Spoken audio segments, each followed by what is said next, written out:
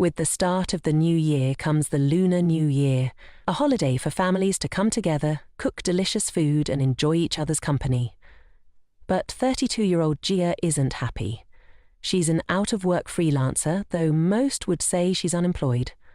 As she prepares food for the guests who have yet to arrive, her mother is sitting nearby, watching a cute video of her grandson. Jia, however, is irritated. Her family is getting in her way and eating the food she's cooked before the guests even arrive. When Jia suggests that her parents should cook since they're already eating, her mother reminds her that cooking is the least she could do, especially since she's still living at home without paying rent. Soon, Jia's sister Jimin arrives with her family.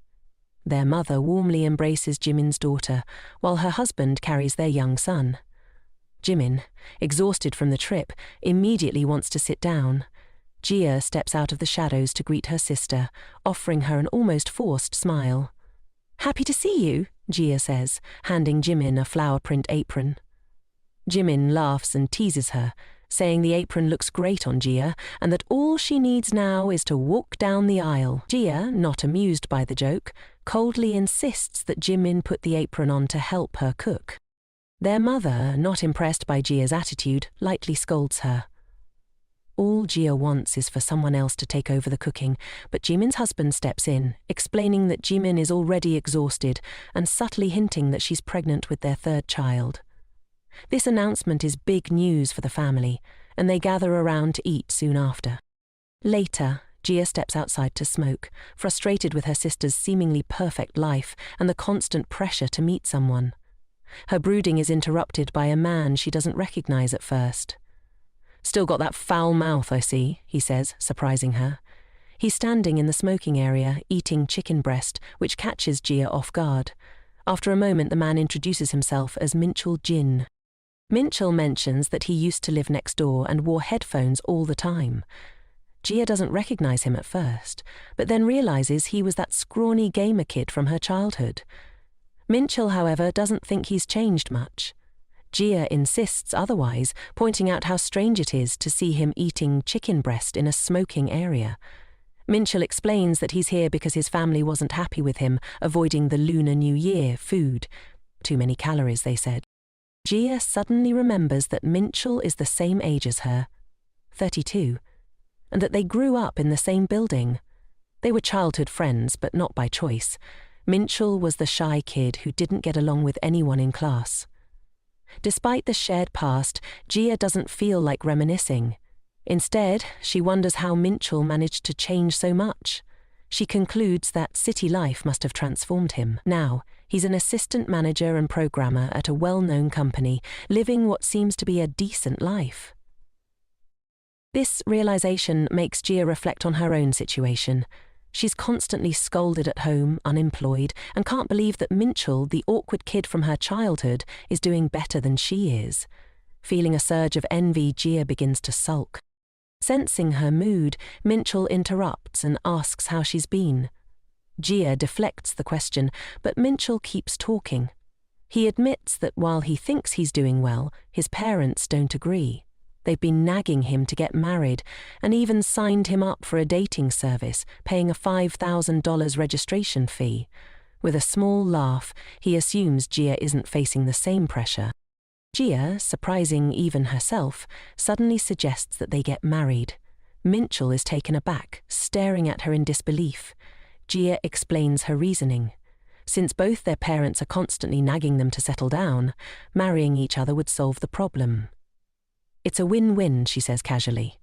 To Jia's further surprise, Minchul, though still in shock, asks her father for his blessing, and before they know it, they're married. For their honeymoon, they travel to a tropical destination.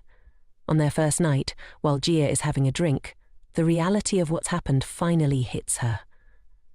She stares into her glass, shocked that she isn't dreaming. She's actually in a different country, married to Minchul. Later that night, as they prepare for bed, Minchul rummages through his suitcase. Jia watches him, wondering what he's looking for. When he mentions that he's searching for something to make their first night together comfortable, Jia's mind jumps to conclusions. Embarrassed, she blurts out that she's not ready for that yet, but to her surprise, Minchul simply hands her a pair of earplugs. "Sometimes I snore," he explains with a sheepish grin.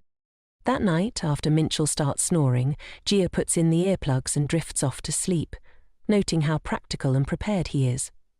The next morning, Gia starts worrying that their happy honeymoon could go downhill if they start fighting.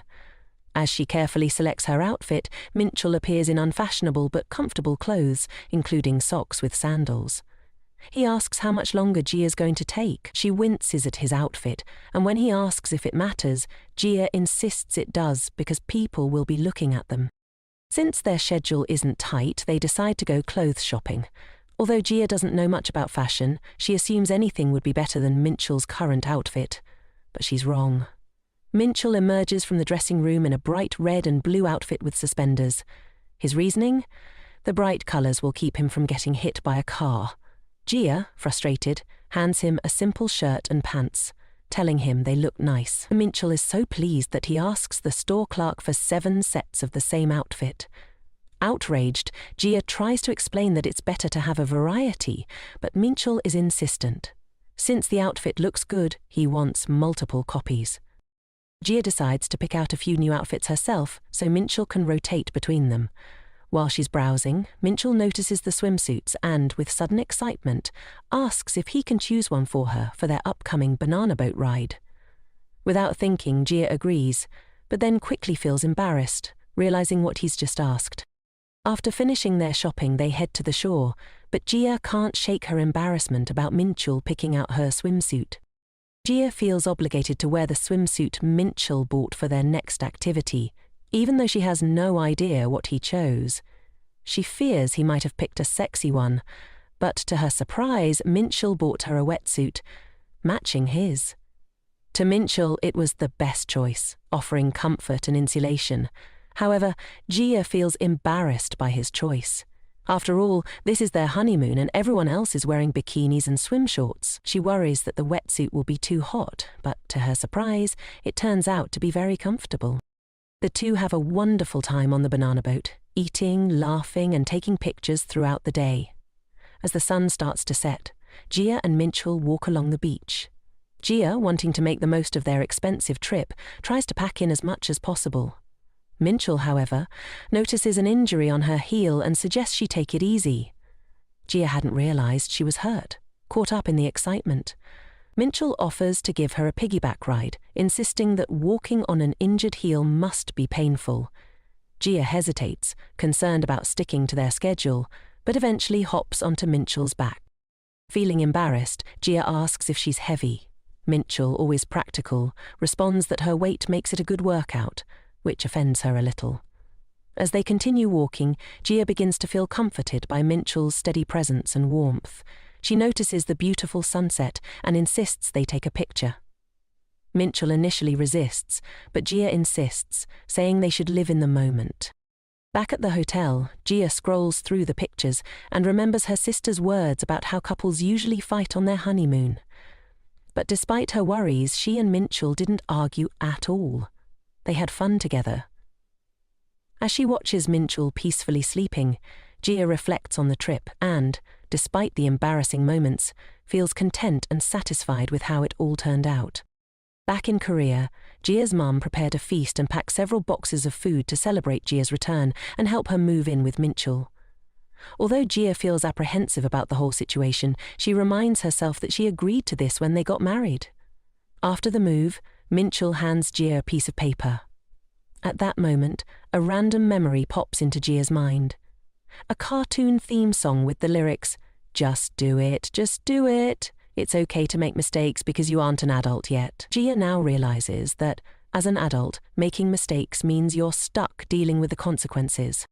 Since she was the one who suggested they get married, Gia reflects on how her life has spiraled out of control, and now here she is, living with Minchul. She looks back at the paper. It's a contract for living together. Shocked, she throws it on the floor, but quickly accepts that they probably do need a contract. Each of them writes down 3 conditions. Minchul's rules are no smoking, don't bother mouse, and communicate if something is wrong. Jia's rules are, don't enter a room without knocking, don't force anything, and communicate if something is wrong. Jia is outraged by the no-smoking rule, noting that even her dad couldn't get her to quit. But Minchul explains that he doesn't like the smell, so he suggests she smoke in moderation. Confused, Jia asks, "Who's Mouse?" Minchul points to the cat currently lounging at Jia's feet. "That's Mouse," he explains, chuckling. He named the cat Mouse because cats like mice. Jia admits she likes the cat, but jokingly asks what would have happened if she didn't. Minchul, unfazed, says he would have just gotten another room for her to live in. After all, money wouldn't be an issue. He's serious about making the marriage work. They agree on the rest of the terms and officially sign the contract. Minchul adds one final clause. Either party can terminate the contract any time. Jia can't help but foreshadow that this contract will bring them both tears and laughter.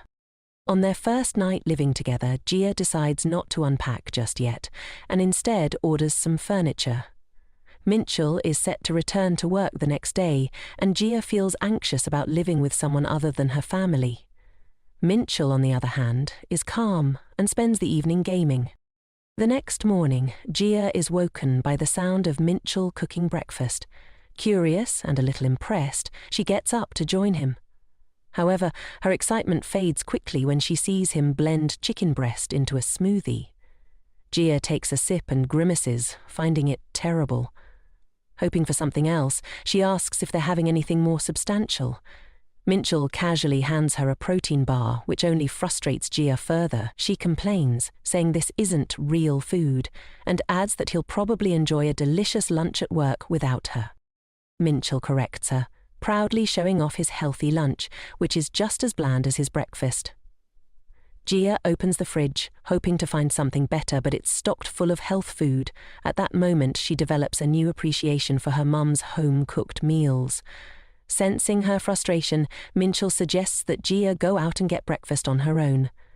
Jia, unsure, asks if he's fine with that, and Minchul reassures her that all he needs is his smoothie. Jia has been used to eating meals with her family, but she remembers that this is a contract marriage now. After Minchul leaves for work, Jia tells herself that she's going to get a job soon and promises to see him at dinner. But the moment the door closes behind him, she changes her mind and proudly declares, "I'm staying unemployed until my bank account is empty." Minchul is on his way to work when he gets into the car of his colleague, Sang-yu Choi. Surprised, Sang-yu asks why Minchul suddenly submitted a request for 10 days of vacation. He then notices something unusual. Minchul is smiling, which is rare for him. Curious, Sang-yu asks if something good happened. Minchul, remembering Jia saying goodbye to him that morning, replies, "It's nice knowing someone's waiting for you at home." Sang-yu is confused, so Minchul clarifies, "My wife is at home." Shocked, Sang-yu thinks Minchul is joking, but Minchul confirms that he got married last week. When they arrive at the office, word spreads quickly and everyone congratulates Minchul. He hands out souvenirs from his honeymoon, but before Sang-yu can start his day, their manager, Soo-yeon-so, pulls him aside, visibly upset. Soo-yeon, who had been quietly harboring feelings for Minchul, is irritated to hear about his marriage. She vents to Sang-yu, suggesting that she had liked Minchul. Sang-yu is surprised, noting that Minchul had never seemed interested in dating. The narrative then shifts to Soo-yeon's backstory, a 33-year-old who was once considered a child genius. She's climbed the ranks of success but remains single. Despite her achievements, she's always yearned for a moderately okay guy. As she reflects on her situation, it hits her. Minchul was that decent guy she'd been hoping for all along. Now that he's married, her dreams are shattered. Desperate for advice, Soo-yeon decides to consult with Sung-yu, who attended university with her and is known as the company Cupid, for his ability to navigate office relationships. After work, Sang-yu and Soo-yeon decide to follow Minchul home to see if he's really married. As they approach, they spot Minchul talking to a woman on the street. The woman is Jia, standing with an angry expression, smoking. Jia is upset because Minchul didn't call to let her know he'd be coming home late, and she had waited for him to eat dinner together. Sangyu and Suyeon, hiding around the corner, are skeptical that Jia is the type of woman Minchul would be interested in. Minchul, thinking back to breakfast, assumes Jia didn't want to eat with him because of his chicken breast smoothie, but Jia clarifies that the real issue is he didn't call her. Minchul, a bit confused, asks, "Am I allowed to call you now? You didn't like me calling in 5th grade when I asked if you wanted to play." Jia explains that back then she had to use the house phone and was embarrassed. But before they can get deeper into the conversation, Minchul notices Sangyu and Suyeon peeking from around the corner. He reassures Jia, "Okay, I'll call next time." Later that evening, Minchul has another chicken breast smoothie for dinner, much to Jia's dismay. As she watches him, Jia reflects on their past. She remembers how they used to be close, especially in their younger years, but that changed around 5th grade. Jia had stopped hanging out with Minchul because she was teased for being friends with a boy. She continued to avoid him throughout middle school, and now, looking at him, she feels guilty about being angry at him over something so small. Before she can apologize, Minchul surprises Jia by ordering her favorite food, spicy chicken feet. The gesture makes her soften, and she realizes that despite the awkwardness between them, Minchul still remembers the little things that make her happy. Jia suddenly barges into Minchul's room, ignoring the no-entry rule. Minchul immediately points it out, but Jia retorts, "There's a problem, and we need to talk it out to fix it." Reluctantly, Minchul agrees, and they sit down to have a conversation. Jia starts by complaining that Minchul didn't get her any beer to go with the spicy chicken feet. Then, getting to the point, she admits they've never really had a proper conversation, so she thought it might be a good time to talk while they eat. Jia offers Minchul a beer, but he declines without hesitation. Concerned, she asks if something's wrong, but Minchul explains that he's just avoiding beer to maintain his gains from working out. Instead of drinking beer, Minchul grabs a bottle of water and asks Jia what she really wanted to talk about. Flustered, Jia realizes she didn't actually have a plan, so she improvises. 2 hours later. Jia is drunk, rambling on about their childhood, reminiscing about how they used to play games together. Minchul listens, amused by her stories, while Jia fondly recalls their younger years. Despite the awkward start, their conversation brings back memories that bridge the gap between them, reminding Jia of the bond they once shared. Jia falls asleep, but Minchul abruptly wakes her up with the sound of an alarm. He tells her to go to her room and sleep while he cleans up. Still in a drunken haze, Jia realizes that she's tipsy from drinking the alcohol meant for 2 people. In her drunken state, Jia asks Minchul if she can see his ear. When he approaches, she playfully takes off his glasses and remarks on how bad his eyesight is. Minchul, a bit annoyed, asks for his glasses back, and to get them he gently pushes Jia against the wall. Jia is having fun until she suddenly notices how attractive Minchul looks without his glasses, and just how close they are to each other. Embarrassed by the sudden realization, she quickly hands the glasses back to him and runs to her room, feeling flustered and unsure of what to do next. The next morning, Jia watches Minchul leave for work, feeling the urge to apologize for what happened the night before, hoping they can return to normal. As she tries to say sorry, nervousness overtakes her, and instead she blurts out, "I'm Yao because the cat said meow." Minchul looks at her, completely confused. At work, Minchul asks Sungyu about Jia's strange meowing incident. Sungyu, thinking Minchul is joking or bragging, is taken aback, but Minchul is genuinely puzzled.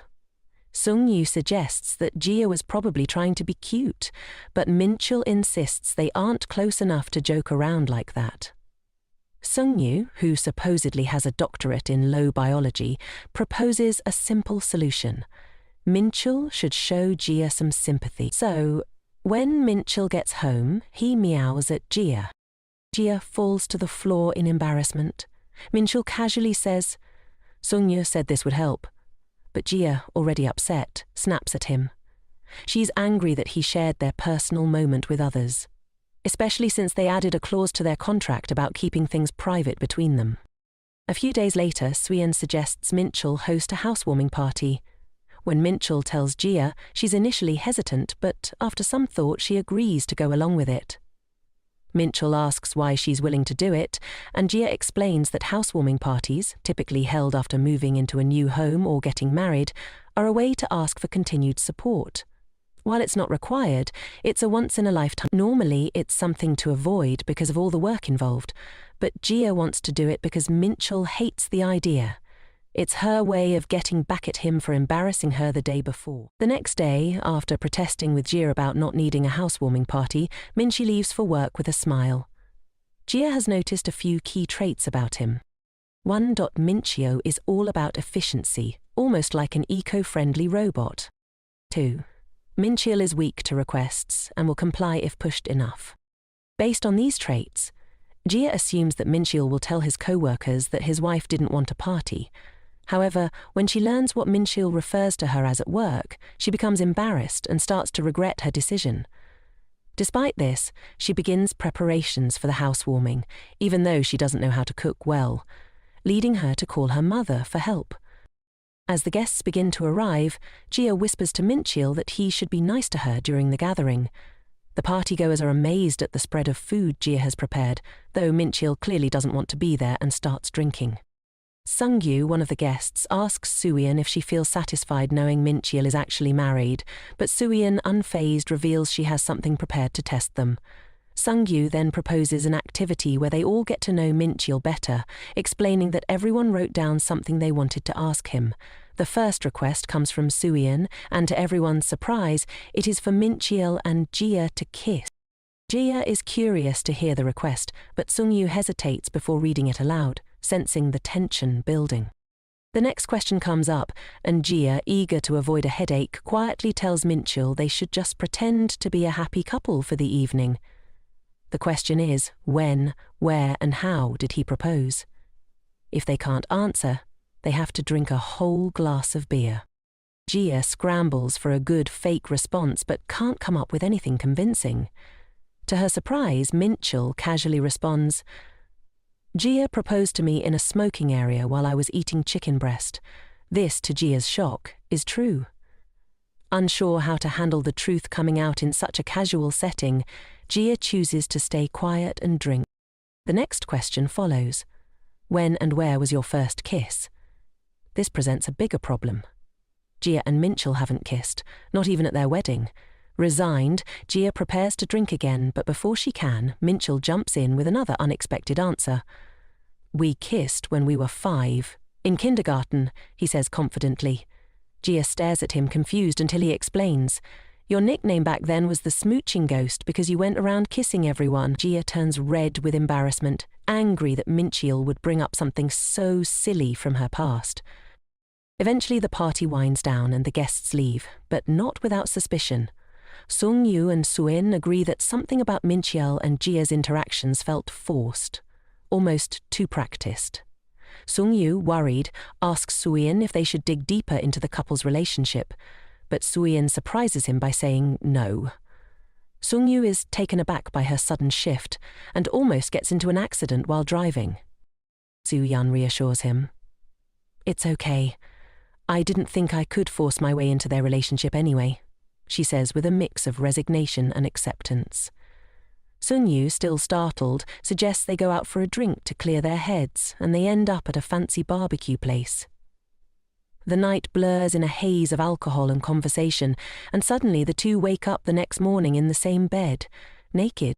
Sungyu, shocked and confused, wonders aloud if this could be the beginning of something romantic, as the reality of what happened between them starts to sink in. Back in Jia and Minchil's apartment, Jia confronts Minchil about why talking about their kindergarten kiss and his proposal in a smoking area is so embarrassing for her.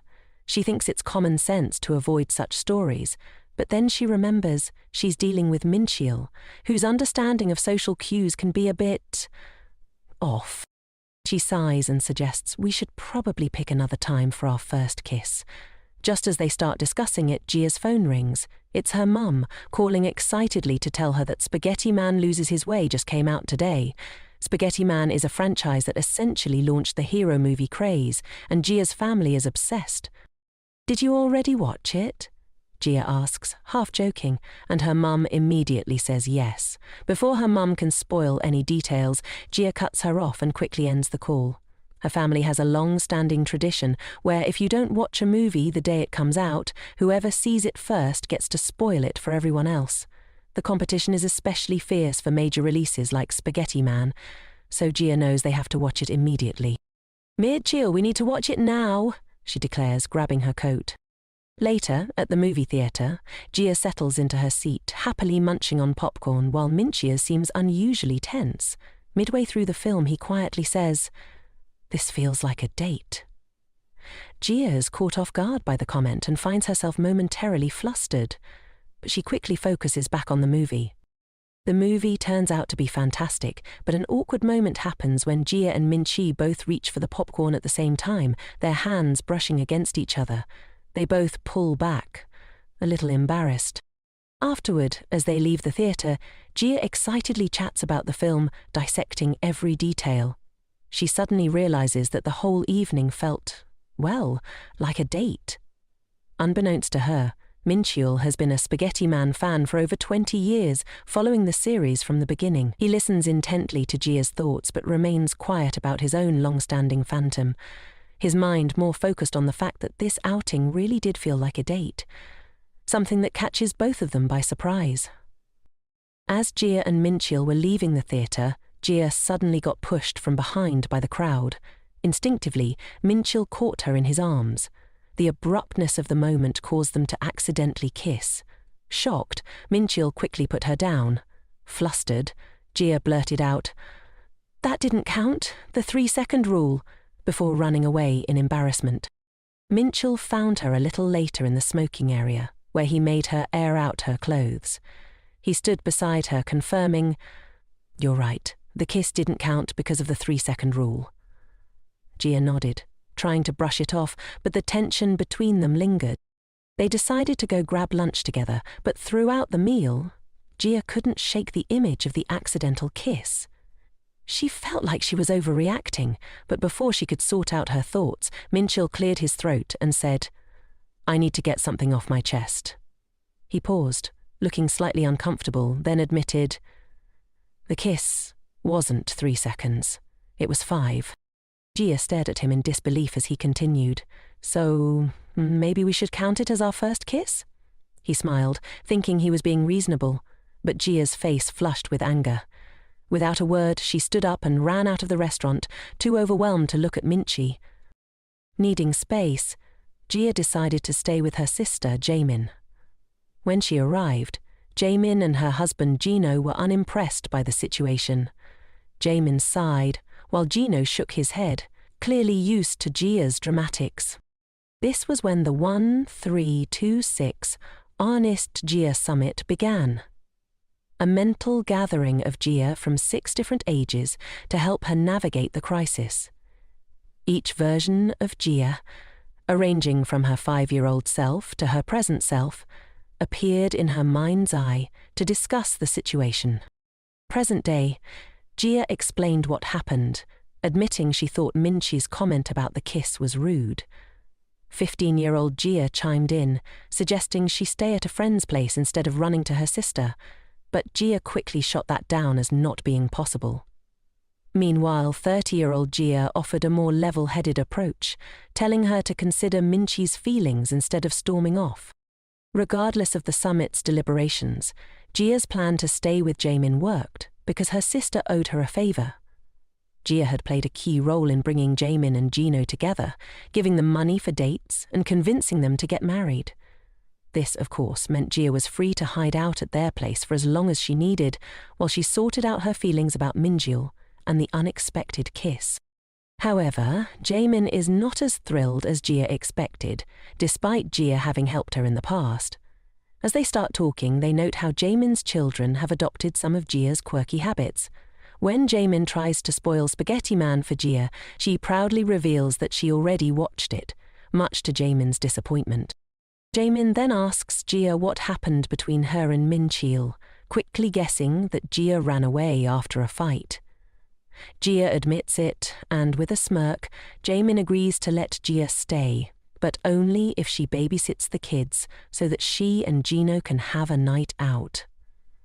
Gia isn't thrilled, but she doesn't have much of a choice. After 2 exhausting hours of watching over the kids, Gia realizes how tough parenting really is. Just as she's finally getting the kids settled, the doorbell rings. Assuming it's a delivery, she opens the door, only to find Minchel standing there. Startled, she slams the door shut, her heart racing. "What is he doing here?" she mutters to herself. One of the kids, munching on ice cream, innocently comments, "Aunt Jamin said if someone who looks like Minchely comes, we should let him in because he's food." Gia quickly realizes she's been set up. Reluctantly, Gia opens the door again and lets Minchel in. While the kids are distracted with their ice cream, Gia and Minchel sit down to talk. Minchel reveals that Jamin called him and told him Gia was staying at her place. Gia protests at the meddling, but Minchel calmly reminds her that, per their agreement, they need to talk things out when problems arise. He then asks, "Why are you mad, Gia?" She's momentarily at a loss, scooping up ice cream for the kids as she thinks it over. Minchel, who's turned down the ice cream himself, patiently waits. After a moment of reflection, Gia realizes that maybe it wasn't such a big deal. After all, they're both adults. By the time Jamin and Gino return, Gia and Minchel have made peace and they leave together, heading back to their apartment. Gia can't help but feel a little more settled, though she's still unsure about what their relationship is turning into. On their way back to the apartment, Minchel breaks the silence by apologizing. "I should have thought more about it and said sorry earlier," he admits. Gia eyes him skeptically. "You're only saying that because you think it's what I want to hear," she replies. She crosses her arms and then adds, "I think you should be punished," with a forehead flick. Minchie's eyes widen in alarm. "No, not a forehead flick," he protests, clearly distressed. "I have trauma from forehead flicking." Gia pauses, surprised by his reaction. "Forehead flick trauma?" she asks, but doesn't push for details. She sighs, placing her finger against his forehead, but before she flicks him, she admits, "I'm mad because I don't want my first kiss to be an accident." Instead of flicking him, Gia leans in and gently kisses him on the forehead. "This," she says softly, "is our first kiss." Michia stands frozen, unsure how to respond but also relieved. They continue walking in silence, a subtle shift in their dynamic hanging in the air. The next day at work, Minchu talks with Sungu, still thinking about Gia. "Gia's mad that people think our first kiss was back in kindergarten. I don't know how to fix that," he says, sounding concerned. Sungu bursts out laughing, causing heads to turn. "This is nothing to worry about," he shouts. "Trust me, you're overthinking it." He looks exhausted, rubbing his eyes. Minchil frowns. "But you all left the party laughing and smiling. Why are you so tired?" Sungu glances away, clearly avoiding the question. Before Minyol can press him further, Suyeon walks by. She's been avoiding eye contact with Sungu ever since the night they woke up in bed together. The tension is palpable. Suyeon, spotting Minyol's wave, panics and flees without a word. Songhyo, still flustered, clears his throat and reintroduces himself to Minchkil, as if they've never met. "I'm Songhyo, by the way," he says, suddenly very chatty. He starts bragging about having a doctorate in low biology, though Minchkil knows it's all a bluff. Songhyo in reality is an introvert who prefers staying home, but seems desperate to appear more outgoing in this moment. Minchia listens quietly, amused at Sunghyu's antics but unable to shake his own thoughts about Gia and how their relationship is evolving. Since Sunggu has 3 sisters, he's always been surrounded by conversations about relationships. This made him an expert at picking up on subtle clues from women, a skill that manifested early on. By the time he was a teenager, he'd earned the title of God of Dating, not because he had a girlfriend, but because he was able to match so many people together. Despite all this, Sunggu had never actually been in a relationship himself. After his unexpected entanglement with Suryan, Sungyu felt lost. Suryan had apologized right after, leaving him even more confused. He had first met Suryan in college. He was a freshman and she was a senior. Back then she was demanding and intimidating, but now she was just another adult, and it seemed like they both wanted to forget what had happened that night. Despite their decision, the awkwardness between them grew with every passing encounter, a reminder that neither of them had fully matured emotionally. One day they found themselves in the elevator together. The silence was thick, and Sunyu's heart pounded in his chest. Mustering some courage, he broke the silence and called out to Su-yen, but as soon as he opened his mouth, his courage faltered and he couldn't bring himself to say anything meaningful. Before he could gather his thoughts, a delivery man entered the elevator, breaking the moment. As the day wore on, Sungyu's thoughts were still consumed by Su-yen. He couldn't shake the feelings of confusion and regret. Min-jiel, noticing Sungyu's distracted demeanor, handed him a red ginseng stick and asked, "What's wrong?" Su-gyen hesitated for a moment, then shook his head. "Nothing's wrong," he lied, though his mind remained tangled in the mess of emotions surrounding Su-yen. Despite his expert knowledge of relationships from years of observation, when it came to his own feelings, Su-gyen was just as lost as anyone else. Sungyu suddenly has a profound realization. Min-jiel is married. Maybe he can help solve this problem. After some hesitation, Sungyu decides to ask for advice. "How do you break the awkwardness after a fight?" he asks, hoping for some concrete guidance. Min-jiel, momentarily thrown off, remembers that he's not supposed to talk much about his marriage to Jia. However, he also recalls that sometimes being flexible can help. He finally replies, "Our last fight. It was resolved when Jia kissed me." Sungyu's face falls. This wasn't the kind of advice he was looking for. He nods politely but walks away feeling more frustrated than ever. He gives out great relationship advice all the time, yet no one seems able to help him with his own problems. As he heads home after work, Sungyu's mind churns with annoyance. In desperation, he decides to call his second oldest sister, Yenju.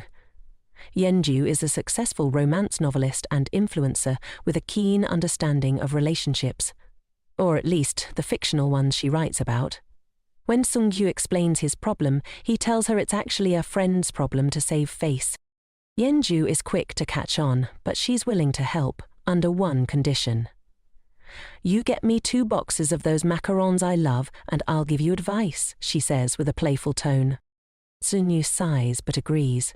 However, just as she's about to start giving advice, Yenju pauses and asks, "Wait, is this friend of yours named Choi by any chance?" Realizing that she's onto him, Sungyu panics and abruptly hangs up the phone. He groans in frustration, feeling even more stuck. But just as he's about to give up, he unexpectedly runs into Jia. Their conversation starts awkwardly, full of small talk, but it doesn't last long. Sensing the tension, Jia quickly says, "I have to go," and darts off, leaving Sungyu alone once again. He watches her leave, feeling like the universe is playing a cruel joke on him today. Sungyu pauses, staring at Jia, feeling like he recognizes her from somewhere. "Wait a second," he blurts out. "Are you flaming hot chicken feet?" Jia freezes, her eyes widening in shock. She quickly tries to play it cool, pretending not to know what he's talking about. I don't know what you mean," she stammers, but Sungyu isn't convinced. "You're Yenju's little brother, right?" he continues, ignoring her attempt to deflect. She's always talking about her friends and writers. She's written, "Is it hot because it's summer?" and "Why would I be a no for Miss No?" I even got her autograph once. I'm pretty sure you're flaming hot chicken feet. Her friend from back in college? Jia's heart sinks. She'd always kept her pen name a secret from most people, but here was Sungyu of all people piecing it together. Reluctantly, she sighs. "Okay, fine," she admits. "That's me." Back in college, Jia had chosen a practical major to get a stable job rather than pursuing her passion. She had barely gotten into university and struggled to enjoy the social aspects of it. With little to do, she often spent time at her friend's place, her friend being Yenju Choi. Yenju was shy and quiet, but what made her stand out was her love of writing novels. Jia had admired Yenju's writing and, out of sheer boredom, decided to try her hand at it too. To her surprise, within 3 months, Jia won an award and officially became a writer under the pen name Flaming Hot Chicken Feet. It was meant to be a joke name since she never expected to win. Yenju, however, seemed a little jealous. She debuted soon after Jia, but their relationship had become complicated because of it. Now Sungyu had caught on, and she had no choice but to face it. Jia agrees to go with him to a nearby cafe, hoping to steer the conversation away from her past. At the cafe, Sungyu lays out his problem, his complicated feelings for Suyen. Jia listens patiently, sipping her coffee, then asks, "Do you need someone to just listen to you, or someone to give you a push?" Sungyu looks at her, shocked. He hadn't expected such a direct question. Jia leans forward and continues. "It's pretty obvious to me that you're interested in her, but the real question is, what are you going to do about it?" Sungyu feels a wave of realization wash over him. Jia's words hit him harder than any advice he'd gotten so far. "I guess I haven't thought that far ahead," he admits quietly. Jia smiles knowingly. "Well, it's time to start thinking." After hearing Jia's advice, Sungyu leaves, muttering to himself, "Writers have no empathy, but I guess that was still useful." He walks away with a sense of determination and quickly decides to call Su-yan. When she answers, her voice is filled with surprise. "Sungyu?" she asks, puzzled. "Why are you calling so late?" "I just wanted to hear your voice," Sungyu replies nervously, but even as the words leave his mouth, he realizes that wasn't enough. "Actually, can I come over? I'm already outside." Suyin is caught off guard. "Outside? Right now?" She glances at the clock. It's late, and she's already taken off her makeup and gotten ready for bed. Flustered, she hesitates. I'm not ready for visitors," she admits, but ultimately she agrees. "Give me 30 minutes. True to her word, Suyin appears at the door half an hour later, dressed in an intricate outfit that seems a bit too elaborate for such a late-hour meeting. They head to the playground nearby and sit on the swings.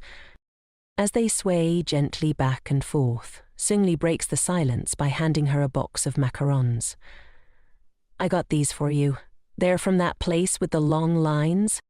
Sulian's eyes widen in delight. "These are amazing," she says, impressed. "Thank you." She seems ready to leave, thinking this was the sole reason for his visit. But Sungyu stops her. "Wait, don't go yet. Let's stay here a bit longer," he pleads. "It's fun, isn't it?" Suyin frowns, sensing something deeper. "What's really going on, Sungyu?" Taking a deep breath, Sungyu musters up the courage to say what's been on his mind. "We need to talk about that day." Suyin's expression shifts. "We agreed to forget about it," she replies firmly, but her voice betrays her own lingering doubts. "I know," Sungyu says, his voice trembling slightly. "I tried, really, but I can't." Suyin looks at him, confusion evident in her eyes. "Why not? You're the expert, the relationship matchmaker. Why is this so hard for you?" Sungyu chuckles bitterly. "That's the thing. It was my first time. I've never done anything like that before." Suyin shakes her head in disbelief.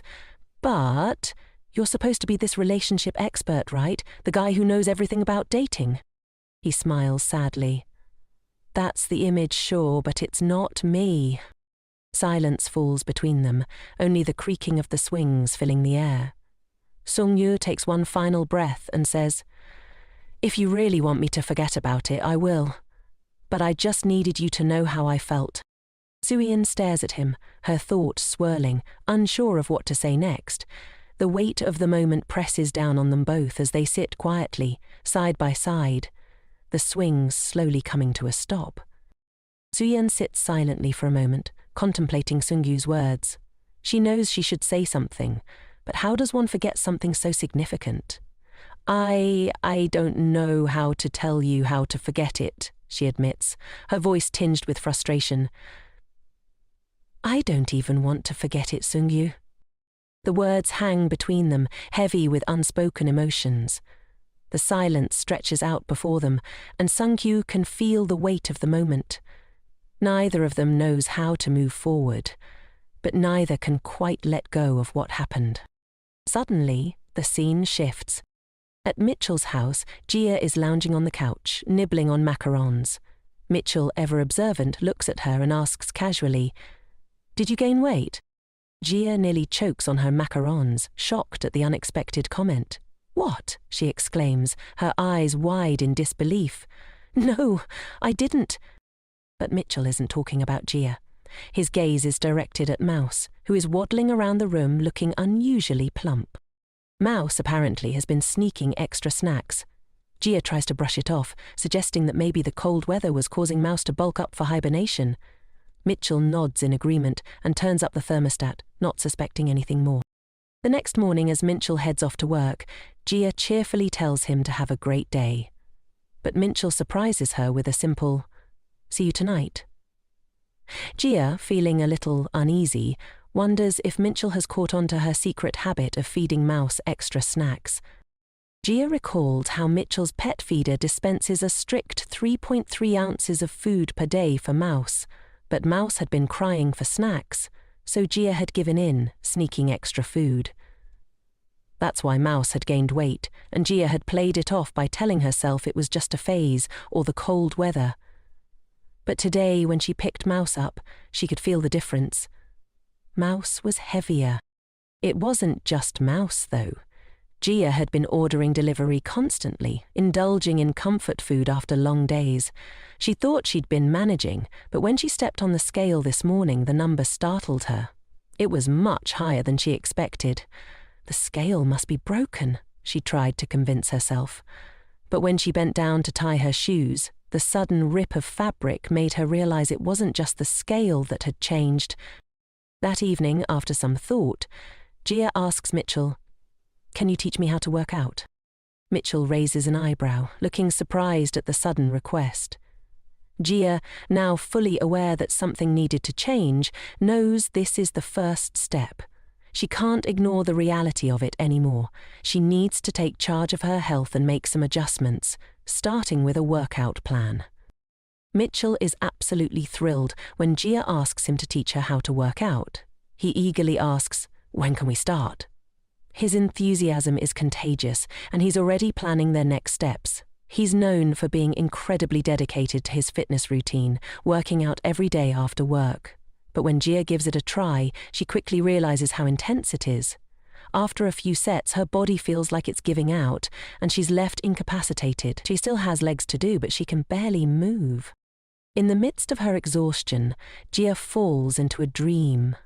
She finds herself standing on a beach, staring out at the horizon as a giant asteroid hurtles toward Earth. "This is our last night," she says to Mitchell, her voice tinged with urgency. "What should we do to make it meaningful?" Mitchell, always the fitness enthusiast, looks at her with unwavering determination and says, "The answer is obvious. We work on legs." Gia laughs, but before she can respond, she wakes up from the dream, only to find herself sore and unable to move from the intense workout. Mitchell, ever excited that she wanted to get in shape, is concerned about how much she's struggling. He had no idea just how difficult it would be for her, but he's committed to helping her push through. Back at the gym, Gia is doing lunges while Mitchell cheers her on, his enthusiasm never waning.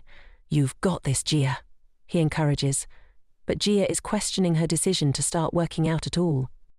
At home, Mitchell is preparing vegetables for Gia's post-workout meal, suggesting she take a walk to recover. But Gia, frustrated, steps on the scale, only to find it hasn't changed. "I should have lost at least 6 pounds by now," she thinks, but the scale mocks her. Mitchell, ever the optimist, insists, "If you do a routine every day, you'll see improvements. 3 minutes a day, that's all it takes." He sets out a small but effective routine for her to follow, starting with a 60-second plank. Gia struggles immediately. The plank is harder than she thought, and doing 3 sets of it feels nearly impossible. After finishing the sets, Jia can only think, "I think I might have died." Her arms feel like jelly, and the soreness has set in deep. But through it all, she looks over at Mitchell, who's benching 350 pounds for reps without breaking a sweat. She's amazed at how strong he is, wondering how he makes it look so easy. It's clear that they have very different fitness levels, and for the first time, Jia realizes just how far she has to go. Her journey toward fitness might be tough, but with Mitchell by her side, she's determined to keep pushing forward, no matter how sore she gets. While at the gym, a girl approaches Mitchell and asks if he's a personal trainer. Mitchell looks at her, confused, but she continues, clearly hoping for help. She asks if he could show her how to use the machines. Mitchell, always kind and eager to help, agrees, and Jia watches, her stomach sinking. As Mitchell demonstrates the exercises, including squats, the girl is a bit too touchy, her hands lingering on him as she mimics his movements. Jia watches in silent frustration, unable to ignore how uncomfortable it makes her feel. When the girl trips in a cute, exaggerated manner and claims it's her first time working out, Jia can't help but roll her eyes. She's pretty sure it's not her first time at all. The girl then flirts with Mitchell, saying that he's totally her type, and asks if he wants to grab coffee after the session. Jia is shocked. She knows she's not supposed to get involved in Mitchell's interactions like this, but she can't hold back. "Mitchell!" she calls out, her voice a mix of surprise and frustration. Mitchell, unfazed by the flirtation, calmly responds, "I'm married," and then, to Jia's surprise, announces to the whole gym, "This is my wife, Jia." The gym falls silent. The girl, clearly embarrassed, flees the scene, her face flushed with humiliation. Jia stands there, stunned, a wave of heat rushing to her own cheeks. As they leave the gym, Jia can't contain her curiosity. "Does this kind of thing happen often?" she asks Mitchell, trying to keep her voice steady. Mitchell, clearly used to these kinds of situations, shrugs casually. "It happens sometimes, but I always decline," he explains. "I don't want to go to a cafe or a bar after a workout because there's nothing to eat." He pauses for a moment, then adds with a smirk, "But I would go if they served protein shakes." Jia can't help but laugh despite herself, but she's also relieved. Mitchell is completely unfazed by the attention and has no interest in anything other than his post-workout routine. 3 days later, Jia feels at ease, knowing nothing bad will happen. She's grateful that Mitchell is helping her, but she's also thinking about quitting because it's tough. On their way back, Jia notices Mitchell smiling. He tells her it's because he gets to work out with her, which makes it harder for Jia to quit. The next morning, Jia goes for a light jog to relieve her muscle aches. At the track, a hooded man approaches her and asks if she's Jia. Shocked, Jia tries to run away, but since they're both out of shape and the man has asthma, they eventually stop. The man hands her his business card, introducing himself as Yang Jukner, a former main producer. His business card has a ruler on it, but it's deliberately misprinted. Yang Jukner explains that it's a marketing tactic, which works, as Jia becomes curious about it. Yang Jukner asks if Jia is still writing. She finds the question insulting, and he quickly apologizes for whatever happened in the past. He gets a call for a meeting and, before leaving, suggests they should have dinner sometime. After he's gone, Jia crumples up the card and resumes jogging. Later, Jia returns home, where Mitchell seems concerned. At dinner, they're using fancy cutlery and candles, and Mitchell, wearing fancy clothes, is clearly uncomfortable. Jia explains she just wanted to mix things up since they eat the same thing every day, but now she feels bad for making him uncomfortable. After dinner, Jia is in her room, feeling anxious about how she keeps running into people from her past. Suddenly, Mitchell knocks on her door, dressed in a suit, and asks her for a dance. Jia tries to close the door, but Mitchell blocks it. Reluctantly, she concedes, and they sit on the sofa. Mitchell tells her that she was acting weird, so he wanted to cheer her up with a dance. Jia is confused, but Mitchell explains that it's something people do in movies. Jia finds it romantic and asks what kind of movies he's talking about. Mitchell responds, Bollywood movies. They dance all the time, even when they're sad or in the middle of gunfights. He continues, saying that doing something alone can feel weird, but when you do it together, it becomes fun. So they might as well make this weird setting enjoyable. Gia bursts into laughter, recalling that she had said something similar. Then she suggests an alternative. Instead of dancing, they go to a barbecue spot for pork belly and soju. Minyo comments that they could have gone somewhere fancy since they dressed up, but Gia points out that there's fire right in front of them. She explains that dressing up and going to a fancy restaurant is normal, but going to a barbecue spot in fancy clothes is much weirder and more fun. Suddenly inspired, Gia picks up some greens and tells Minchyo to say, "Ah." Minchyo protests, but Gia insists he plays along. When he finally obliges, he realizes too late that Gia hid peppers inside the greens, and his funny reaction makes them both laugh. Afterward, they head to a karaoke bar. Gia is having a blast. She never thought doing something considered weird could be this exciting. However, she ends up having so much fun that she feels embarrassed. Minchyo, on the other hand, remains unfazed, simply enjoying the moment. Gia thanks Minchyo for hanging out with her, but he looks confused. She tells him she'll repay him for the night and suggests they head home. However, before they leave, Minchyo grabs her hand and asks why she always has to have the last word. He says he has something to add, then gently places his hand under her chin, as if preparing to kiss her. In that moment, Gia is reminded of when she was 10 years old, watching a drama series. She had found kissing scenes embarrassing and once asked her mum why people kissed if it was so awkward. Her mum reassured her that it was normal, explaining that such moments often happen unexpectedly. Back then, Gia didn't understand, but now she does. She puckers her lips, ready for the kiss. But Minchyo has other plans. Instead of kissing her, he picks a loose thread from her shirt that had been bothering him. Gia, feeling frustrated and embarrassed, grabs him by the tie and kisses him. Minchyo is caught off guard, but Gia brushes it off, saying it was complimentary. She explains that she kissed him because she wanted to. Later, in the bathroom, Gia is mortified by what she did. Kissing Minchyo in public was impulsive, and the excuse she gave him felt ridiculous. Meanwhile, Minchyo is also in the bathroom, washing his face, seemingly as confused as Gia. She can't quite figure out why she kissed him in the first place.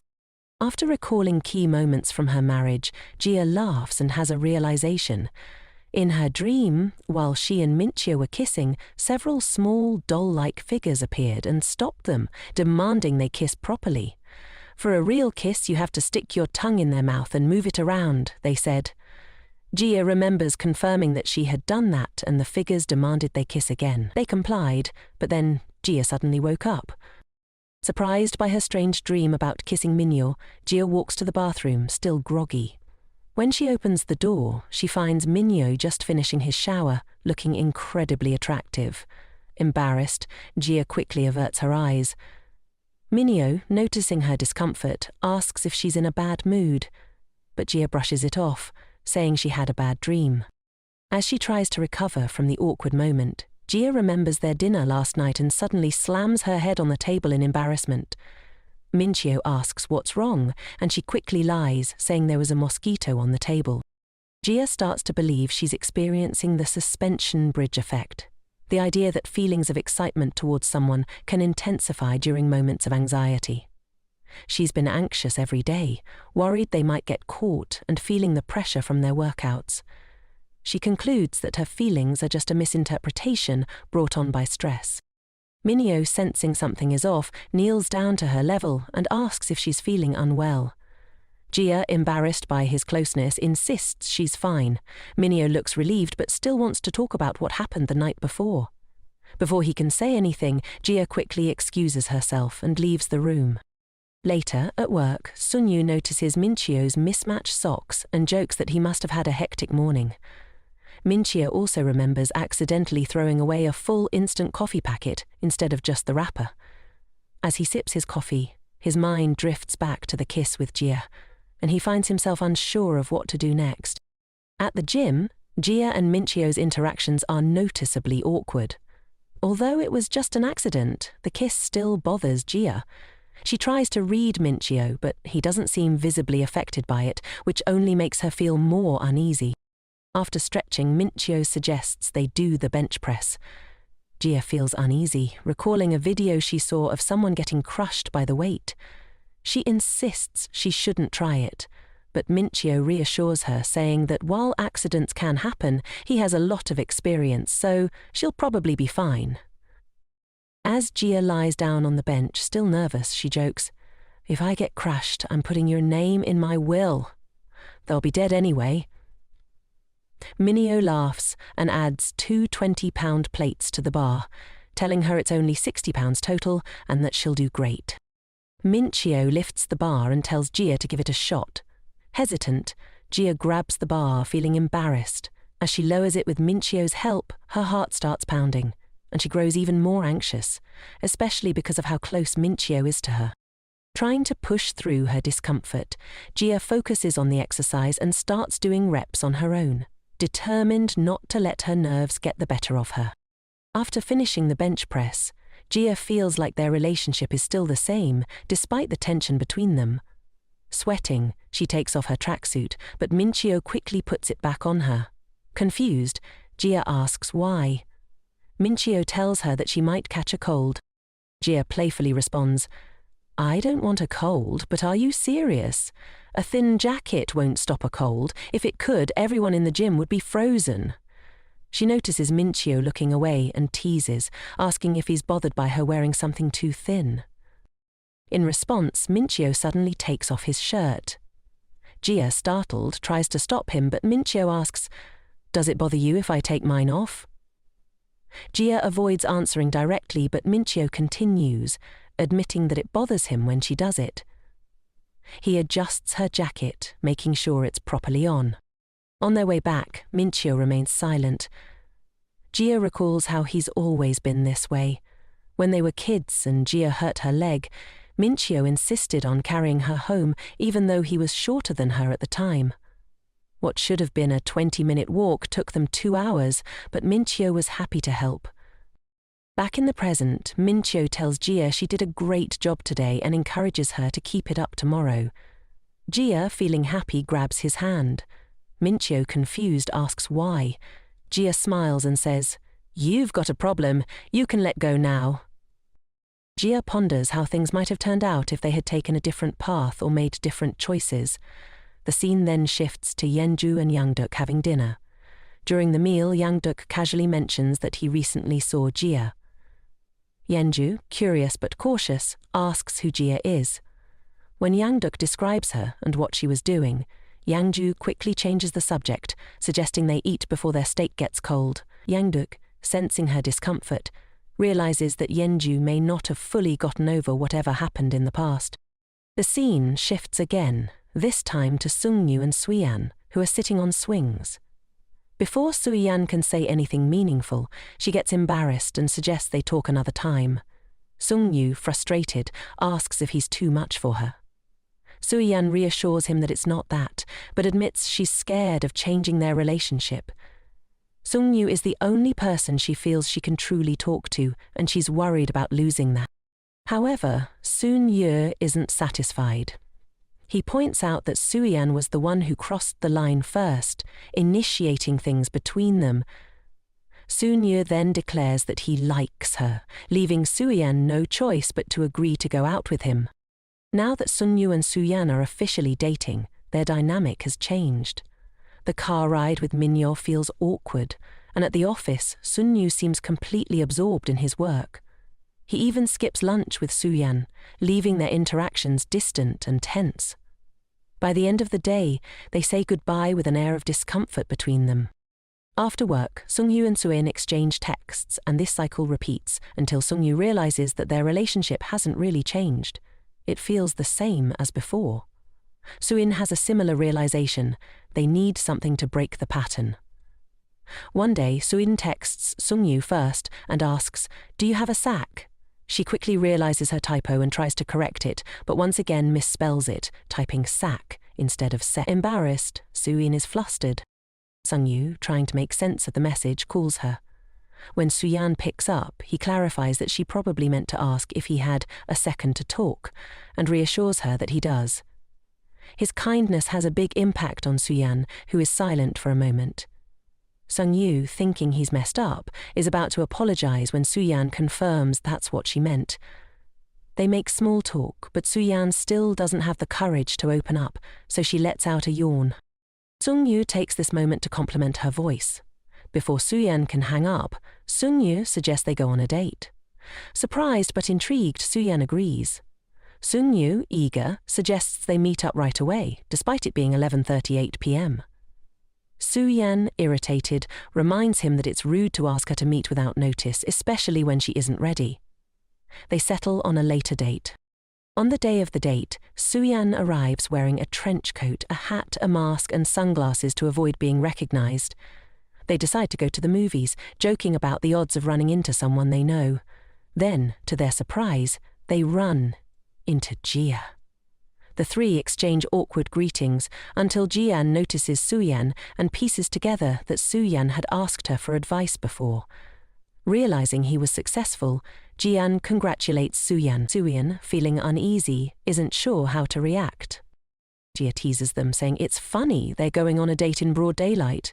They all part ways, but as they leave, Suyan mentions to Sung-yu that she hadn't realized how close he and Jia were. Sung-yu seems taken aback by her comment. Sung-yu hugs Suyan, and just as the moment feels intimate, Mineo suddenly appears, holding a jar of Spaghetti Man-branded tomato sauce, which is limited to 1 per customer.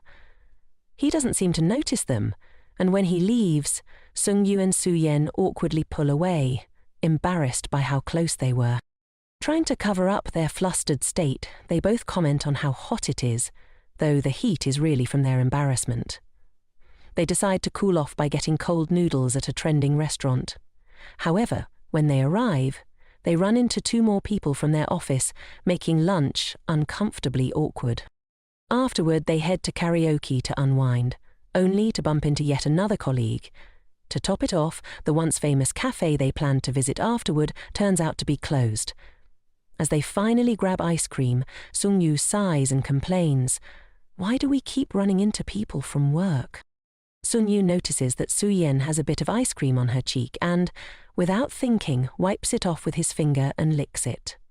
Both of them are instantly embarrassed by the intimate gesture, but despite the awkwardness, Sung-yu feels happy about how the day has turned out.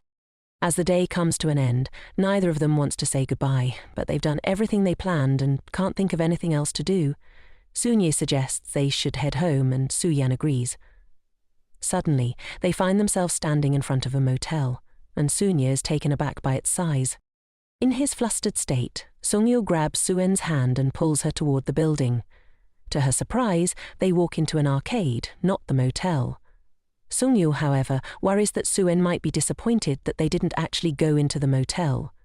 In reality, Suyen is embarrassed that her mind even wandered to such thoughts. Still unsure of what to do next, Sung-gu remembers that Suyan once wanted a fox plush from the claw machine. Suyan tries to deny it, but Sung-gu insists, reminding her that she spent $50 trying to win it the last time they were there. Determined, Sung-gu declares that this is his chance to make it up to her. He confidently approaches the machine, fully focused on getting the fox plush for Suyan. After spending $120 at the claw machine, the owner hands them a similar-looking fox plush. Sung-yu is frustrated, feeling like he's failed. They couldn't do any of the activities in peace, and the day turned out to be the worst date imaginable. When they arrive at Suyan's house, Sung-yu apologizes for the awful first date, but Suyan reassures him that she had fun. The cold noodles were delicious, trying to win the fox was fun, and avoiding people was exciting. Sung-yu, still embarrassed, insists that he'll get her a bigger fox on their next date.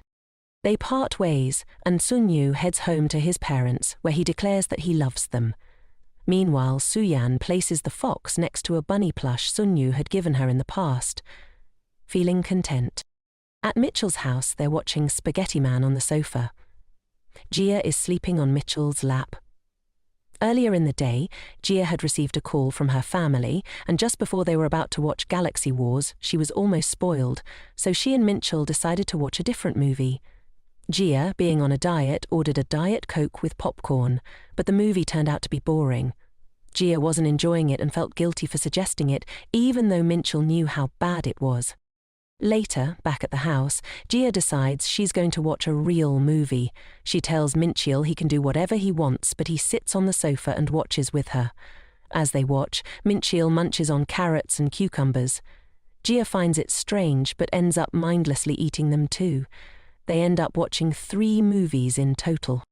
Now, back in the present, Gia wakes up from her nap on Minchil's lap, embarrassed. She quickly moves away and asks how long she had been asleep. Minchil casually replies, "About an hour." Gia, still worried, wonders if something happened while she was asleep. Gia asks Minchil if anything happened while she was asleep, but he starts talking about the events of the movie, not real life. Gia realizes that the only time Minchil has shown any emotion was when she asked him to work out. She comes to the conclusion that she's been dragging him into things without considering his feelings. Deciding to have a bit of fun, Gia lays down and pokes Minchil with her feet, casually stating that she has long legs. Minchil, confused, asks if there's a reason behind it. Gia admits there isn't, and in response, Minchil decides to give her a foot massage. Without a reason either. Gia is shocked by the gesture but doesn't mind. She laughs, telling him that it tickles. But Minchil continues, concerned about her muscles being tight. Gia starts to enjoy the moment, remembering that Minchil has always been good at things like back rubs. However, the moment is interrupted when Minchil presses her foot too hard, causing Gia to shoot up in surprise. Her face ends up right next to his, and for a brief second it seems like they are about to kiss. Before that can happen, Gia's foot cramps, and Minchil begins to meow in response. Gia is confused, but Minchil insists that the meowing is meant to scare away the cramp. Gia, now washing her face, reflects on how she's always the one feeling embarrassed. But what really stands out to her is that they almost kissed during the massage. Everything was aligning, and it seemed inevitable if not for the cramp. She remembers how Minchil didn't seem to oppose the idea and wonders if he might actually want it too. As she continues to process this, Gia suddenly tastes something bitter and assumes it's cucumber, but she never ate cucumber during the movie because she doesn't like it. Then it hits her. There's only one possibility. Minchil must have kissed her while she was asleep on his lap. Before Minchil leaves for work, Gia's mind is in turmoil, unsure of what really happened, or if she's just overthinking everything. The next day, Gia asks if nothing truly happened. Minchil says nothing happened, but when Gia presses about it, Minchil gets embarrassed and leaves. Gia now knows something occurred and decides to mess with Minchil for the next few days. However, Minchil starts avoiding Gia at all costs. Gia respects Minchil's privacy, but it's almost as if Minchil is deliberately avoiding all conversation with Gia. After a few days of this, Minchil even texts her saying he won't be going to the gym. Gia is shocked and starts typing a long message, but then Minchil calls her. She heads to a bar, and when Minchil arrives, he is asleep on the table, while Sungyu is crying beside him. Gia assumes they are both extremely drunk. Gia realizes that Minchi is red from drinking too much and that Sungyu was the source of the problem. When Gia confronts Sungyu, he reveals that Minchi was the one who wanted to drink. Sungyu also mentions that Minchi had been acting off for the last few days. Minchil, still drunk, starts making mistakes and asks if Gia and he had a fight during the taxi ride home. Gia ponders this question when Minchil drunkenly leans on her and asks if she's there.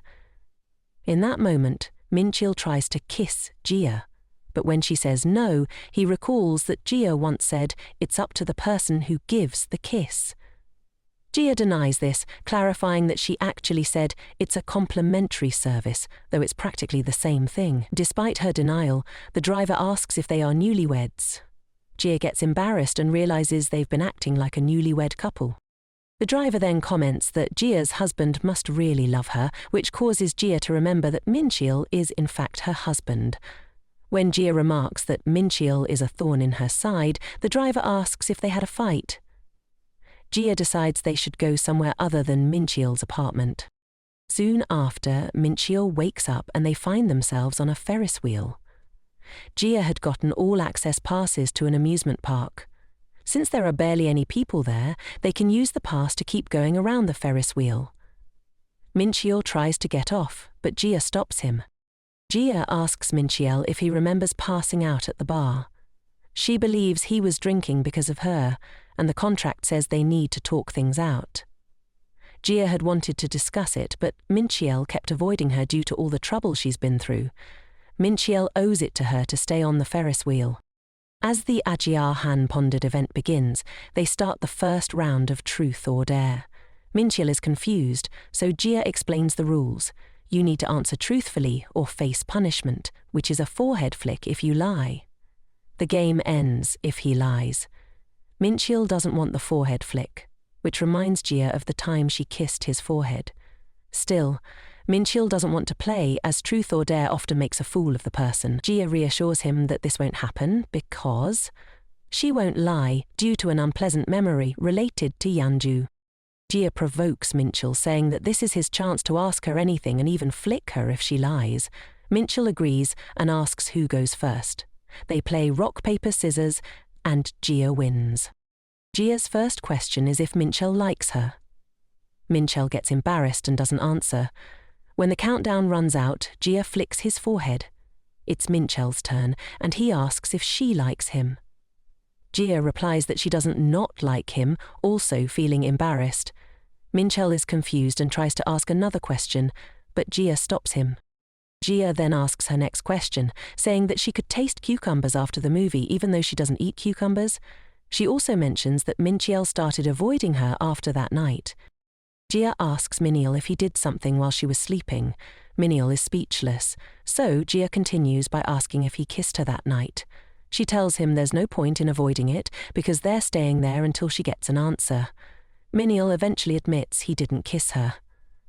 Gia ends the game, declaring that Minchiel is lying. He then confesses that he did kiss her that night, but not on the lips. He kissed her forehead. The reason she tasted cucumbers is that he put his finger on her lips. Minchiel explains that he was looking at her face while she was sleeping, and it just happened. Gia is confused about why they had so much trouble over a kiss when it was just a forehead kiss. Minchiel apologizes, but Gia feels disappointed, suggesting she wanted something more. Minchiel apologizes again, and Gia says he doesn't have to, but he insists on apologizing for what he's about to do. At that moment, fireworks go off, and Minchiel kisses Gia on the lips. Gia is shocked that Minchiel initiated the kiss, but the taste is bitter because he had eaten cucumbers at the bar. Gia pulls away because of the taste, and before she can ask anything, Minchiel passes out. Gia struggles to get Minchiel out of the Ferris wheel. They later refer to that night as the first great drinking apocalypse and add a rule to their contract: no kissing after eating cucumbers. The next day, as Minchiel leaves for work, he says he thought Gia would be more mad. Minchiel adds that since he can't kiss after eating cucumbers, it's probably for the best. Minchiel says he can't kiss her when he hasn't had cucumbers, and Gia demands he leave for work. At work, Minchiel apologizes to Sung-yu about the events of the previous night. Meanwhile, Gia is vacuuming when she gets a notification on her phone. Her stock portfolio has dropped significantly. Gia is devastated. Gia isn't a freelancer who has to work, she's a freelancer who doesn't need to work. The royalties and dividends from the stocks she owns are enough to pay the bills. She's quite loaded. Well, was loaded. Gia thinks her stock app is broken. Why else would the value be falling so much? She's lost 9.28%. Gia decides to wait it out, thinking that selling is for amateurs. Her stocks have gone down before, so it should be fine. Days later, her portfolio drops even further, down 18.18% to Minch. Minchiel notices her behavior and becomes concerned. Then there's news that a businessman is getting a divorce, so Gia decides to sell her stocks. The next morning, the stock goes up 12.3%. Gia is furious and starts cussing the businessman out. Gia then decides to go out and eat. She realizes that if she buys stocks when they're down, she's essentially getting a discount. She continues to sell her stocks low and buy high. Now at the gym, her stocks are worth less than her original investment. Mincheol asks if Jia's going to work out and she says yes. He also asks if she's been playing a game on her phone, since she's always looking at it. Jia lies to avoid worrying Minchi, saying she's been watching a show instead. Jia's investment drops even lower and she deletes the app because she can't stand to look at it. Later that day, there's a scandal with the businessman, causing the stock to plummet even further. She should have sold her stocks, but Jia rationalizes that if she never sells, she never actually loses any money. This is perfect logic for her. Then Mincheol appears, looking very concerned, and asks if Jia likes someone else. Jia is shocked and denies it. Mincheol explains that he saw a video about married couples, which stated that if a spouse starts acting differently, they might have someone else. Jia is still confused until she realizes she's checked off all the boxes for suspicious behavior. Mincheol points out that she also lied at the gym when she said she was watching a show. He notes that Jia has a tendency to share interesting and funny things with others, but she didn't share the name of the show with him. Jia thinks Mincheol took it the wrong way, so she decides to tell him the truth. Mincheol is shocked when Jia admits she lost that much, but she tells him she just didn't want him to worry. Mincheol becomes concerned and asks if it's really okay that she lost all her savings and how she plans to manage living expenses. Jia says she'll just work for money, but deep down it's not fine. What hurts more than losing the money is the impression it left on Mincheol. Mincheol suggests that he could pick up more of the bills, but Jia stops him. She explains that they should take care of their own financial issues, which is why she didn't tell him about the losses at first. For Jia, this is a matter of pride. When she moved out, she promised herself that she would handle her own life. She's proud that she hasn't had to borrow money from anyone. Mincheol stands up and says that he trusts her, touching her ears. Jia gets embarrassed and smacks Mincheol on the forehead. Mincheol explains that he was simply giving Jia his energy by touching her ears.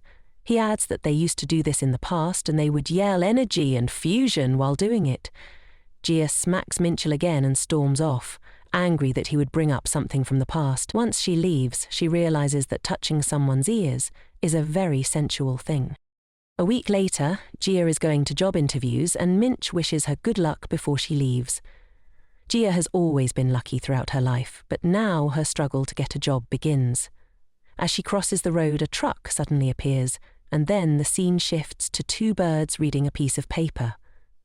The paper says, "A long time ago in a small village there was an honest lumberjack and an angel who could not return to heaven because she lost her wings. One day, while the lumberjack is cutting down a tree, he hears the angel calling for him. The angel has found her robe while cleaning the house, and she's excited. But the lumberjack is horrified. The angel continues, saying that the robe had been hidden right under their noses, at the back of the closet. She rhetorically asks, who could have possibly put it there? The lumberjack hangs his head in shame. He's the one who hid the robe. He did it because angels can't fly back to heaven without it, so they're forced to live in the human world. The lumberjack thought he was clever by stealing it while the angel was taking a bath, but the angel knew about the lumberjack's scheme from the very beginning. She could have taken the robe out of the closet as soon as it was placed there, but she didn't, because the angel knows. She starts to tease the lumberjack, playfully suggesting that he hid the robe so she would be forced to live with him, but simple teasing is too much for the lumberjack to handle, and he admits it. He apologizes profusely, justifying it by saying it was all in the name of love. The angel is shocked that the lumberjack admitted it without protest. Instead of leaving, she has other plans. She tells him that if he does her one favor, he will be forgiven. The favor is that whenever they are together, the lumberjack can't wear his glasses. The lumberjack is shocked because he can't see without them.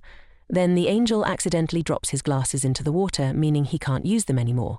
She continues, calling the lumberjack clueless, saying that she's been dropping hints all along that she doesn't like his glasses. The angel tells the lumberjack that the robe is irrelevant to the situation, since she doesn't plan on going back to heaven anyway.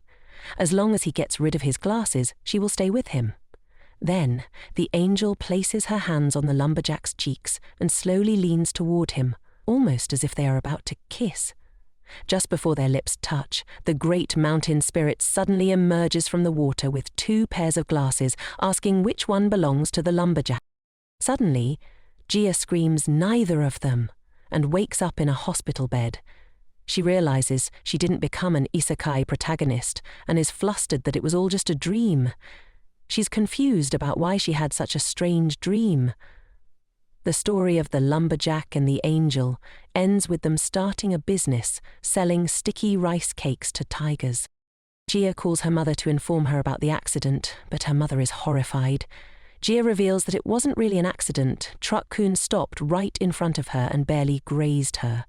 She is unharmed, but she did faint, likely due to being tired from job hunting. The doctor tells Jia to inform her guardian about the accident, but her mother points out that Minchil is her guardian now and asks what he said about it. Jia is shocked. She thought her guardian was still her mother. Upon looking up the definition of guardian, Jia discovers that Minchil is her guardian now. Suddenly, Minchil appears next to Jia, covered in sweat, and asks if she is okay.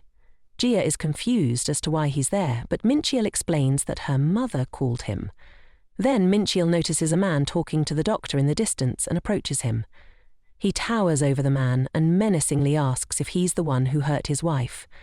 Jia is shocked, having never seen Minchil make a face like that. Upon seeing Minchil, the man bows down and apologizes for what he's done. The doctor tells Minchil to calm down so they can discuss Jia's symptoms. When Jia hears this, she remembers that Minchil and she are now family. This means that Minchil is there whenever she needs him. Minchil confirms that Jia is okay, but instead of leaving, he continues to ask if she's really okay and wants to stay with her. Eventually, Minchil leaves to go back to work, but Jia wishes he could have stayed with her longer. Jia is now walking through the hospital, needing to focus on getting a job. Suddenly, she runs into Yenduk. Jia explains that she fainted because she almost got hit by a truck. Yenduk asks where Jia is going as he walks toward his sports car. Whenever Jia sees a sports car, she knows how much it costs and doesn't dare to walk near it. She's always wondered what type of people drive those kinds of cars, and now she knows. As they walk, Jia's hair blows in her face, and Yenduk starts coughing. He says, "Maybe I should have used one of my other cars." Jia's shocked and asks if he has another car. Yenduk reveals that he has several cars, but they're all rentals. Jia had thought he won the lottery, wondering how else he could afford them, but Yenduk says, "I already won the lottery." Jia is intrigued, but then Yenduk reveals that he hit the jackpot when he ran into Jia. Jia gets angry, frustrated by his cheap pickup lines, but Yenduk suddenly gets serious and asks, "Why are you dressed in a suit?" Jia says that she was on her way to an interview because she needs money. Yenduk is speechless. He points out that Jia made a lot of money from her days as an author and asks if she's already used it all up. Not wanting to reveal what really happened, Jia just says that a lot of things have happened recently and there isn't much left. Yenduk laughs, saying that Jia-han is willing to work a job to pay the bills. Before he can say anything else, Jia flips him off and tells him she isn't going to ride with him again. Yenduk points out that her reaction, without him saying anything, shows she has the writer's spirit. Yenduk then suggests that Jia work at a cafe. Jia is confused, but Yenduk explains that he knows a rich guy who runs one for fun and pays very well, even though there aren't many customers. Jia is baffled that something like that could exist, but Yenduk hands her his business card and tells Jia to call him if she's interested. He can get her an interview. As Jia walks home, she acknowledges that working at the cafe sounds like a good offer, but she doesn't want to owe Yenduk anything, as it would hurt her pride. Suddenly, she spots Minchil standing and looking at his phone. She deduces that he's been waiting there so they can walk home together. Jia feels a sense of gladness and starts running toward Minchil. She collides with him, and Minchil is shocked to see her there. Jia playfully asks Minchil questions about him being there. Minchil simply replies with a yes, and Jia teases him, asking if something is wrong with his head since he didn't elaborate. Then Jia suddenly realizes she's hugging Minchil in public and everyone is looking at them. She quickly backs away, but Minchil pulls her back into a hug and asks why she hasn't been answering his calls. Jia explains that her phone was on silent and that he was worried. Jia confirms that she's okay and tells him she wants to stop hugging because people are staring, but Minchil insists they continue for just a little longer. He's always so nice to Jia that she feels bad for making him worry. She knows she needs to put her pride aside to prevent him from stressing, so she declares that she got a job working at a cafe. That means she won't be jobless anymore and will be heading to work tomorrow. She suggests they go out and celebrate. Jia playfully asks if Minchi will risk losing all his gains by having a cheat day today, and Minchi agrees. Jia is glad to see Minchi not worrying anymore. His smile is so much better than when he's concerned. The next day, Jia arrives at the interview, and to her surprise, the owner is shocked that she's on time, but Jia is even more shocked to realize that the owner is none other than Yenduk. Jia was living a completely normal life, but then she rediscovered the importance of working. However, she didn't like any of the job offers she had received so far. That was until she got a call from her old boss, who was recruiting her for a job. Jia was suspicious of his offer, but she didn't realize Yenduk would trick her like this. As Jia tried to figure out what to do, Yenduk began reading off her resume. He noticed that Jia had dropped out of college, worked in a call center for 2 years, had a few part-time jobs, but no real work experience. Yenduk noticed Jia seemed distracted and asked what was wrong. Jia didn't know what to do since she hadn't spoken to Yenduk in years, but before she could respond, Yenduk interrupted her thoughts, assuring her not to worry. He wouldn't have interviewed Jia if he wasn't serious about hiring her. Yenduk never thought he would meet Jia again, but after looking over her resume, he said he had seen enough. Then he noticed that Jia was married. He took off his glasses to confirm what he had seen and, upon closer inspection, realized that Jia was indeed married. He was shocked. Jia recalled that Yenduk Choi was the one responsible for all the good memories in college. She also observed how her old hair colour was the same as Yenduk's current hair colour, wondering if that meant he hadn't moved on from the past. Yenduk had always made Jia think ambition was cool, even though she had no aspirations back then. Now, Yenduk had written dozens of novels, 3 of which were now TV shows, and he only continued to grow.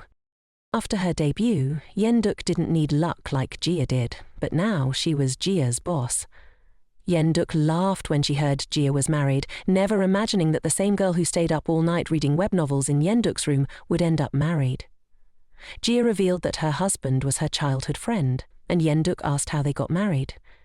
Jia avoided the question, instead showing her pictures from her honeymoon. Yenduk was impressed. Jia thought their conversation might be awkward since they hadn't seen each other in years, but it was actually quite pleasant, as if they'd just seen each other yesterday. She remembered how Yenduk used to be awkward, but now, with vast sums of money, perhaps her confidence came from having enough to spare. It felt like there was a spotlight on Yenduk. Before Jia left, she asked if it was really okay to be working full-time at the cafe. Yenduk shrugged, saying it didn't matter since she was the owner and could do whatever she wanted. Jia's first day at the cafe was on Monday. Before her taxi left, Jia said it had been nice seeing Yenduk. Yenduk smiled and told Jia to get home safe. Jia arrived home and celebrated getting the job. Minchiel was concerned, but Jia reassured him. Meanwhile, Yenduk was at home, looking at an old picture of her and Jia. She smiled and whispered that she should be the one thanking Jia, implying she had been playing 4D chess the whole time, and this was all part of her master plan. Meanwhile, Jia and Minchia were blowing out candles on a cake to celebrate.